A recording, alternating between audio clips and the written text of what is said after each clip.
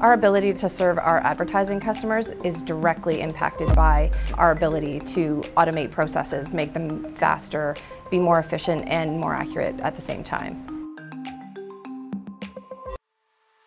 So I'm Jennifer Barber. I am the CFO of the Community and Daily News brands here at Torstar.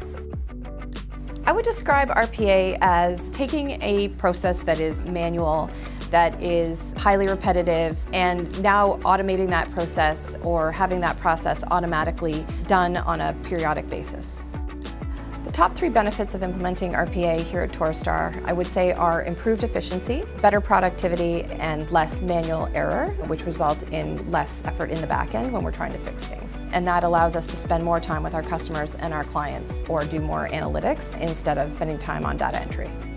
The role of a CPA in an RPA implementation ranges right from determining what's an eligible process all the way through to back end of making sure you've got the right controls around the process once it's been implemented. You want to make sure you have the right information going in, you've tested all the right places where things might go wrong, and then at the back end that you've achieved the efficiencies you expected and you've measured the ROI.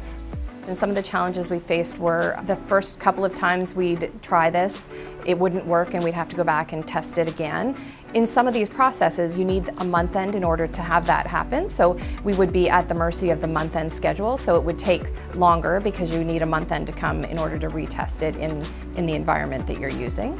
What you do in a test database doesn't always play out in an actual live database. And so you sometimes need live data in order to make sure it was working. Tips or advice that I would give another CPA heading into an RPA implementation would be to examine the wide breadth of tasks that may be eligible for an RPA process. Where is data entered manually? Where are errors found pretty regularly? Where might control weaknesses exist that RPA could correct for that? What other tasks are high volume of data being entered or copied from one database to another? What is done on a pretty regular basis that could be scheduled? That sort of thing.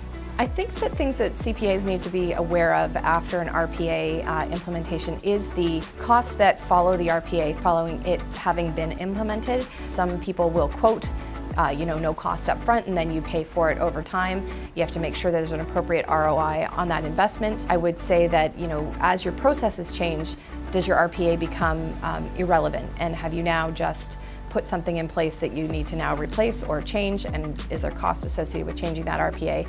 Do you have the ability to change that RPA, or do you not have that expertise in-house? Those, I would say, are the things people need to consider.